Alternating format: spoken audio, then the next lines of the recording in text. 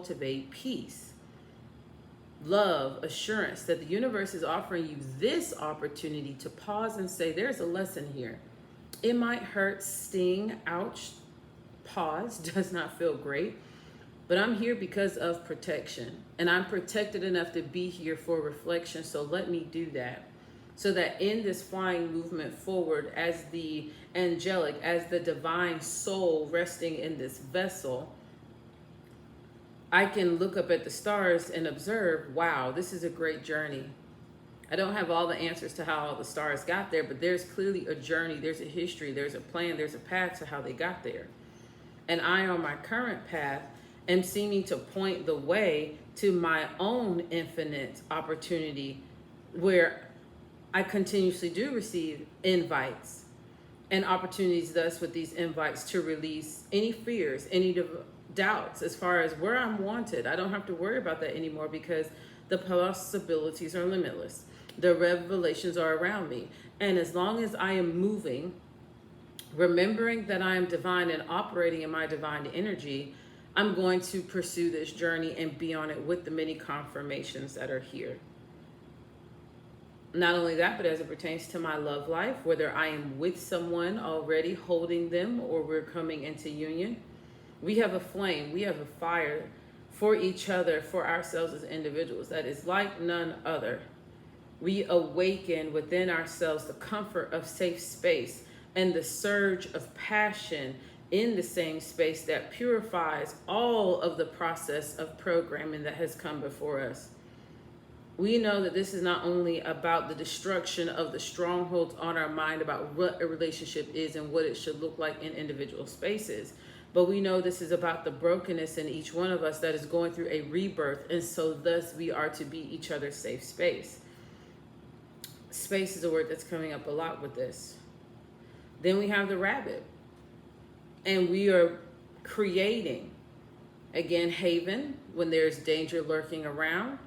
A fox, a cunning creature, a cunning community, a cunning, conniving family member or friend or gossiper or boss who is hating on our forward movement as hops of habits, as hops of the habits that rabbits create for themselves from coming out of their burrow into nature and experiencing the joys of hopping around freely with seemingly endless space and fields, yet always staying alert, looking up for whatever type of winged creature, or looking around for whatever type of slithering or whatever type of four-legged crawling. I heard flaming aim. So the aim of a past flame coming at you. This card just symbolizes that you're ready to transform based on your setting. Transform into cuddly home nature. I heard maybe Taurus. So home, creation, cuddling, comfort, home, beneath, in the ground, grounding. And then when you come up, you seize every opportunity to be alert and to be aware. Rabbits are not always about fertility. Sometimes they're about creating in the space where you are at that sense of awareness enough to be yourself, but to also be vigilant of others around you. And now I'm hearing that the ironclad chain, so I need to go back to where ironclad is a term or a phrase that has come up in my path with history. It's not clicking with me right now, but how this, I heard redirection, seems like a restriction, but it's honorably a chance for you to tap into your feelings. A feeling of knowing that this is the opportunity to break free from the chains of your mind, not physical chains, but the chains on your mind. And if the change on your mind is you cannot move. Research that new location. Put the money to the side. Make sure you have the gas. Make sure you have the containers to put your things inside of. Do a I heard massive, not serious. Do a massive purge of all elder external energy. And move on, move forward. I urge you, this card is saying, I urge you to confront your fears, your insecurities, what you're not unlocking within yourself that is keeping you from operating in your just due now, this time strength and freeness that you should be. Let go of those mental, I heard, escapes. So maybe that's doom scrolling on your phone. I know that was not a problem for me at all, but sometimes when people or things around us sow a seed, it becomes a habit. I never doom scrolled, I would say, up until before this summer season started in June, July. And this phrase kept coming up a lot: doom scroll, doom scroll, doom scroll, doom scroll. And I noticed that simply due to the repetitiveness of that term being placed in my mind, that's a habit I began to do simply on one platform, which was typically YouTube, because I have no social media accounts. But that's particularly interesting, and I just want to also add this in. So at the end of last week, I was sitting at my desk at the end of the day, or no, I think this was first period, and this is a class where I have mainly juniors and seniors, a few sophomores, and I think maybe a few freshmen. It's like a honors elective class, and well, honors and blended some academic students elective class. And the students came back to the back of the room, as they typically do now that they feel comfortable with me, to pick my brain on some topics. And one of the things that came up, someone said, "Oh, I bet you play a lot of games on your phone. I bet it wasn't Candy Crush, but it was whatever that bird game was. Angry Bird, I think is what it was. Or maybe whatever it was." And I was like, "No, actually I have no apps like that, no gaming apps at all whatsoever on my phone." And I proceeded to just click on, the magnifying glass on your phone to show them what apps you have. And as I scrolled down, one of the female students standing to the right of my desk said, "Oh my gosh, all the apps that you have look like a Chromebook."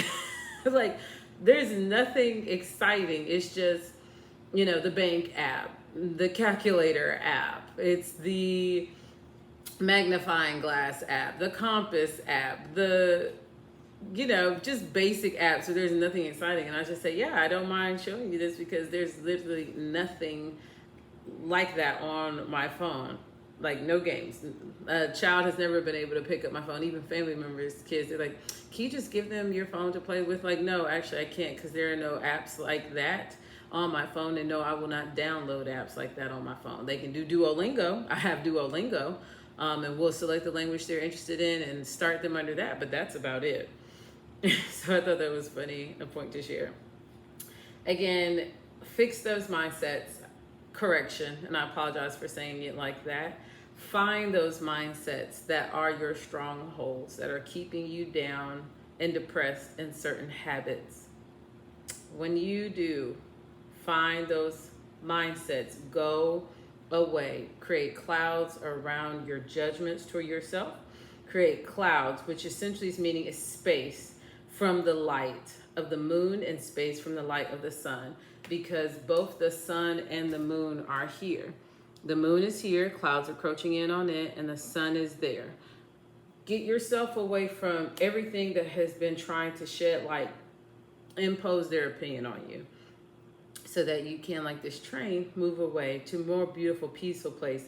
And when the light comes through, the light is coming through, illuminating where you're moving to. What you're moving to is walking through windows, is what I heard, which symbolizes this great clarity that you were gaining insight from your situation. Not situations like in the past, but your current situation.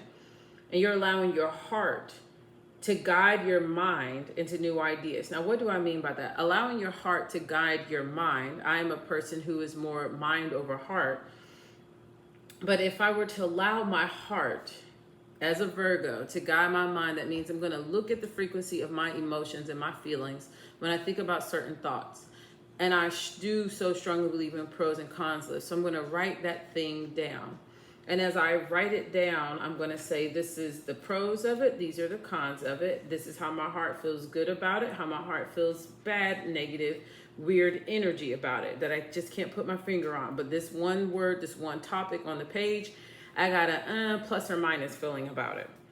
And from this opportunity of just writing down the one word name, the one word situation, the one word location, or the phrase, and putting a plus or a minus, and adding up all my pluses, things that I feel good about genuinely and I don't need to justify, and things that I feel not so good about genuinely and I don't need to justify why, and the minus signs. And the plus or minus is where I think some things are okay, sometimes they're bad. Sometimes these experiences are going to allow me to see that I need to gain a new vantage point. I need to gain the ability to make these judgment choices for myself in perspective more quickly.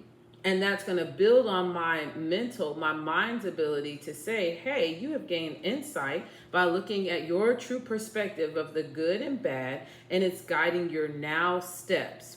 Sometimes it's not necessary to go back. Necessity. So like necessary and necessarily and necessity. All three of those words in one. Sometimes it's not necessary to go back to the past and gain perspective from the choices you made then. Sometimes you're in a moment in your life where the clutter of the past and the present keeps you from moving forward, and it keeps you in a state of fright. For some of us, we're needing to stay in our present moment, look at the perspectives we have of our present moment situation, and let that guide us to our next steps. And then once we're in that next step, in that place of pause, if we're so seeking to and desiring to move forward, we can. Give me just a moment. My beloved has gotten tangled up in my light cord. Hey, beautiful.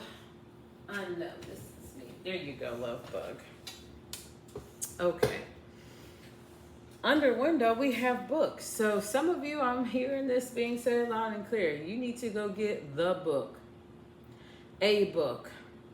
But the book. You have been wanting to learn a language, get a book. You have been wanting to learn to deal with emotional baggage, do some research, get the first one that feels right based upon ratings, based on whatever your pros and cons are on Amazon. Get the book. Whatever pops up as this is the book. You're into natural homeopathic healing, get the book. Whatever pops up as the book, talking to your boss, dealing with conflict, raising a child, moving cross country, starting a new job, building skills at later years in life, whatever it is, get that book and just start reading it. Even if that is one page a day, and I don't mean front and back, I mean you can just read literally one page a day, just the front, or one paragraph a day. Some of you who are avid readers, but you have not been, give yourself the goal of a chapter a day. Get yourself some sticky notes and some highlighters if the pages are thick enough for it, or a pen that does not have bleeding ink. I'm thinking more like the big pens, old school big pens, and underline and annotate on the side. Have an actual conversation with your books. It's one of the reasons why I have so many books, because I don't feel comfortable sharing my books or loaning my books to other people after I finish reading them, because so much of me personally and what I'm going through or what I've been through that I reflect on as I'm reading goes into the books. I'm not about having pieces of myself and my energy like that out there. But some of you, it's important for you to know that this is a phase and a stage of your life where you need a book to just pour it all out in. Be honest in that book with yourself, in your own brain, in your own mind, on your own time. But make the time and dedicate and commit to it. And I saw 26:21 on the clock. This is going to bring a sunny season in your life where it will symbolize your consciousness being forced to appear in your dreams. What it is that you do in your conscious waking time will seep over into your superconscious, some people call it subconscious mind, and that your inner fire, what you truly desire, is going to be readily ignited in your dream state, making manifest and known unto you that this is the best time to take action. This is the best way to showcase what it is that are your strengths, what it is that you're here to reveal about your true self to the world that has never been seen or heard of or experienced in that particular way. I like to say this all the time. of all the sperms swimming around in that man's ball sack, if he had one, or ball sacks if he had two. And out of all the eggs just sitting there in that woman's ovaries, it was that sperm and that egg that met and electronically pulsated enough to create you as a life form. That's a once in a lifetime experience. Irregardless of this narrative of doppelgangers and archetypes of certain types of people, you are that genetic code. The organic makeup of you is universally what makes you true to you. So truly, there can be no other you like you. But some of you need a mentor, or you need to learn how to mentor yourself. Got a great book to recommend. It's called Life Coaching for Dummies. And learn in it, as it teaches you what to expect in a life coaching circumstance, as it also educates on what life coaching is if you're pursuing that type of professional. It also informs individuals who want to be their own coach, how to coach yourself, and that you can coach yourself.